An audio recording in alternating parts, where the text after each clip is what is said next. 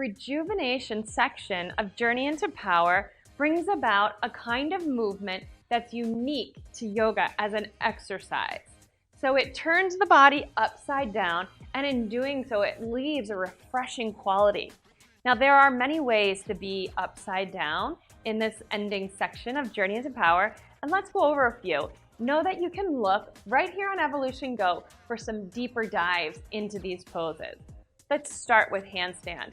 Now, handstand occurs for people as one of the more difficult or challenging of the inversion poses, and yet it's actually one of the easier ones in that you have the powerfulness of your hands and your arms and no risk at all to your neck. Let's take a look at this one. So hands go on the ground, spread wide, a lot of pressure on the inside of the hand.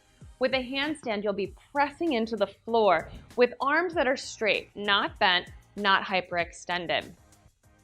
Hands go flat, set them wide, point either the pointer finger forward or the middle finger. I like my pointer finger.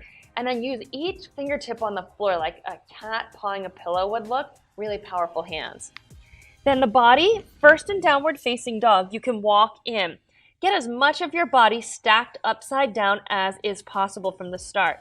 The further back here you're hanging, the harder the handstand will be. So as upside down as can be. Then tippy toes. Raise one leg high in the air. It can raise and be really purposefully bent or straight. Then the action is slow and controlled. Bend the knee, take a little hop. Bend and hop. Bend and hop.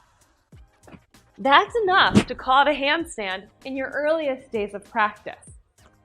The next pose is a headstand. We take a basket headstand. So the base of the pose looks something like this against the floor. Let's set it up. So bring your arms down to the ground and measure.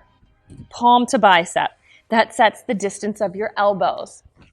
I'll turn sideways. Then interlace your fingers and place your whole finger, hand, wrist, forearm, elbow on the mat, pressing down into the floor and hugging into one another. Then your head goes on the floor and is cradled by your hands.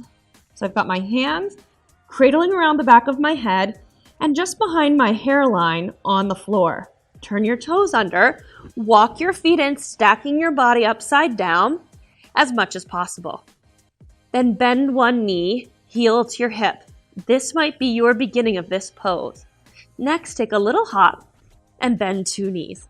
Hold the pose right here, developing your core stability. It's actually a little more challenging to stay with your knees bent, and yet it builds so much control and stability. So work with that until you're confident. Later, straighten your legs.